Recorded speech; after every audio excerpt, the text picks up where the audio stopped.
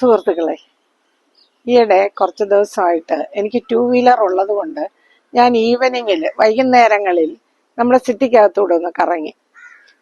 എന്താന്ന് വെച്ചാലേ, ഇപ്പം ഭയങ്കരമായ ചൂടാണ് പകൽ സമയം.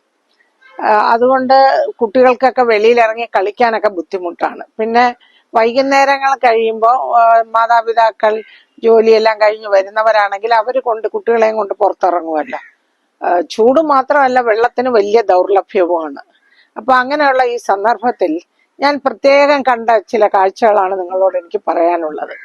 കേരളീയർ പൊതുവെ നല്ല വൃത്തിയായിട്ട് നടക്കുന്ന ആൾക്കാരാണ്. എത്ര വെള്ളത്തിന്റെ ലഭ്യത കുറവാണെങ്കിലും അവര് കുളിക്കുകയും നനയ്ക്കുകയും ഒക്കെ ചെയ്ത് നീറ്റായിട്ട് നടക്കുന്നവരാണ്. എന്നാൽ അന്യ സംസ്ഥാന തൊഴിലാളികൾക്ക് അവർക്കതൊരു പ്രശ്നമേ അല്ല. അവർക്ക് ആദ്യവും അങ്ങനെയല്ല, ഇപ്പോഴും അങ്ങനെ. അവർക്ക് ദിവസവും കുളിക്കണമെന്ന് നനയ്ക്കണമെന്നൊന്നുമില്ല. അപ്പൊ അങ്ങനെയുള്ള ആൾക്കാർ ഈ തട്ടുകടകളിൽ ജോലി ചെയ്യുന്നവരാണ്.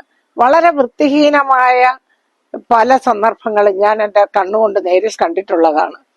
അവര് കുളിക്കുകയില്ല, നനയ്ക്കുകയില്ല, നല്ല വെള്ളമില്ല. നമ്മള് വീടുകളിൽ തന്നെ വെള്ളത്തിന് ദൗർലഭ്യമുള്ള സമയത്ത് ഈ തട്ടുകടകളിൽ എന്തുമാത്രം വെള്ളത്തിന് ബുദ്ധിമുട്ടുണ്ടാവും.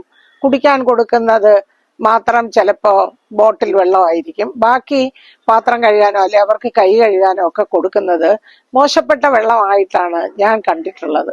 അപ്പോൾ അത് നമ്മുടെ കുഞ്ഞുങ്ങൾക്ക് ഉള്ള പ്രതിരോധ ശേഷി മുതിർന്നവരെക്കാൾ വളരെ കുറവാണല്ലോ. അപ്പൊ അവർക്ക് പെട്ടെന്ന് അസുഖങ്ങൾ ഉണ്ടാവാൻ അത് കാരണമാകും. അപ്പൊ അതെന്റെ മനസ്സിനെ വല്ലാതെ വിഷമിപ്പിച്ച സന്ദർഭമാണ്. 3-4 ദിവസം ഞാൻ ഇങ്ങനെ സിറ്റിയിലൂടെ വൈകുന്നേരങ്ങളിൽ വണ്ടി കൊണ്ടുവച്ചിട്ട് നടന്ന് നോക്കിയപ്പോ കണ്ട കാഴ്ചകളാണ്. അതൊന്നും എനിക്കിപ്പോ വീഡിയോയിൽ പകർത്താനൊന്നും പറ്റിയിട്ടില്ല.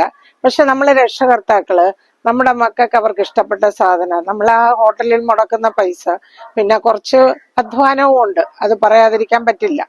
അപ്പൊ അതും കൂടി ഒന്ന് നിങ്ങൾ മനസ്സ് വെച്ചാൽ നമ്മുടെ മക്കളുടെ ആരോഗ്യം നമുക്ക് തന്നെ ശ്രദ്ധിക്കാം. എന്താ, ശരിയല്ലേ?